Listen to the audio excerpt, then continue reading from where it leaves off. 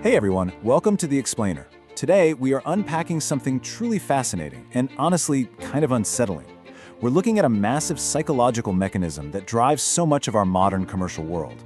We're going to dive deep into how our deepest, most primal emotions are actively, intentionally used to steer our behavior. We're calling this the architecture of anxiety, marketing through fear.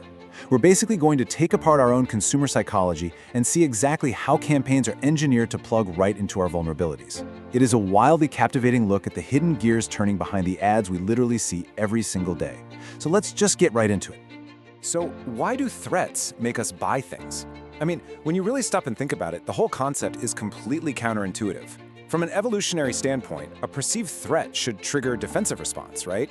We should hide, run away, freeze in place. For our ancient ancestors, a threat meant physical danger. You had to move. But today, the entire paradigm is completely flipped. A perceived threat incredibly often leads straight to a commercial transaction. Instead of running for the hills, we're pulling out a credit card, we're clicking add to cart. And establishing exactly why a survival instinct suddenly translates into a shopping spree is the core mystery we're going to unravel in this explainer. It's a huge disconnect between biology and commerce, and keeping this big question in the back of your mind will reframe absolutely everything we talk about from here on out. All right, let's jump straight into section 1, the architecture of anxiety. Okay, let's dive into this. Our source material defines our core subject bluntly and clearly. Fear selling is fundamentally an irrational consumer behavior. And to really grasp this, we have to zoom out and look at what is actually being built here. The word architecture isn't an accident. Architecture implies a blueprint, right? A foundation, a structure built on purpose. Marketers aren't just accidentally stumbling into making us anxious. They are structurally building campaigns around our vulnerabilities. They're designing a highly controlled environment where your anxiety is the actual foundation of the transaction. And when we look at this, we really have to put on our objective analytical hats. We have to realize this isn't a logical response. It's not a calculated risk. When fear selling works, your rational decision-making matrix has effectively been shut down. The whole blueprint relies on bypassing the logical checkpoints in your brain entirely.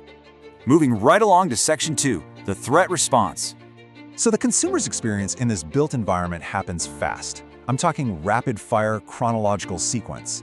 It's like the fast-twitch muscle response of the commercial world. Step 1, feel threatened. Step 2, act quickly. Step 3, maintain safety. It's a rapid-fire biological chain reaction. We're literally talking about millions of years of evolutionary survival instincts getting hijacked by a digital shopping cart. The biological reality here is that when a threat pops up, your amygdala, that's your brain's fear center, it slams the alarm button. It pumps adrenaline through your system way before your prefrontal cortex, the logical, reasoning part of your brain, even has a chance to catch up and process what's going on.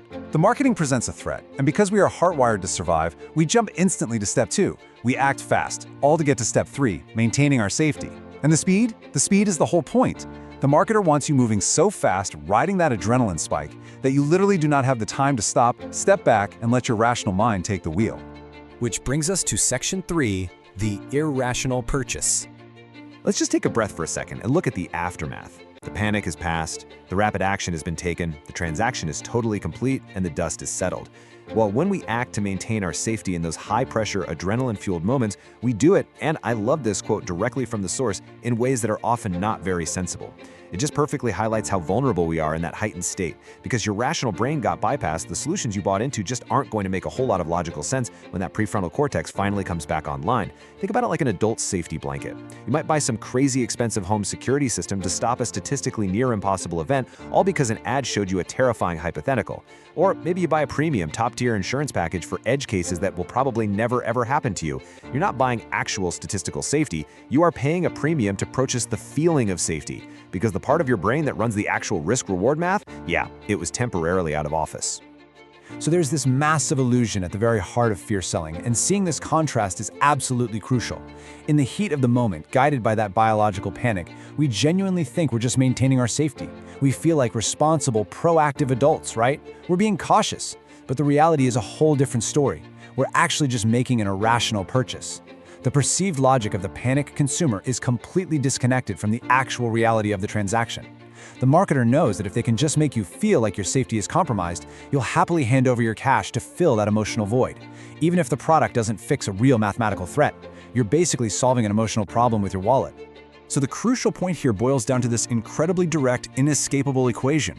When a person feels fear, it leads straight to an irrational purchase. You don't need a complicated flowchart for this.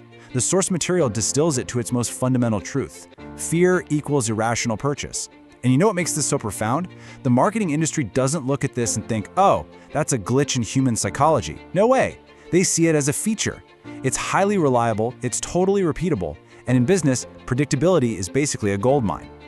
Because this biological override happens the exact same way across millions of different people, it's an equation that they can scale globally. All right, shifting gears a bit for Section 4, leveraging fear in marketing. Now, we've got to flip the script here. Let's step out of the shoes of the panicked consumer and look through the eyes of the strategic marketer.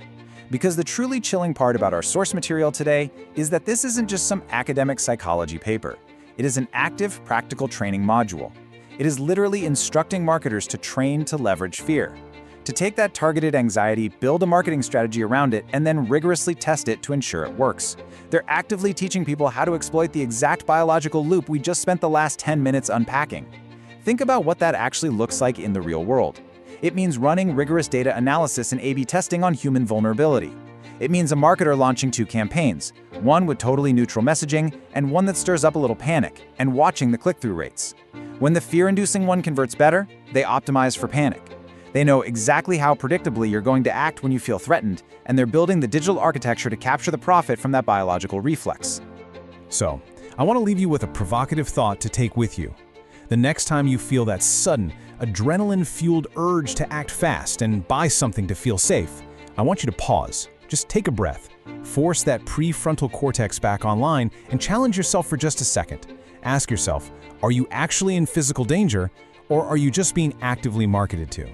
Once you see the deep psychological architecture of anxiety, you start spotting these blueprints everywhere. So keep your eyes open, stay rational out there, and I will see you in the next explainer.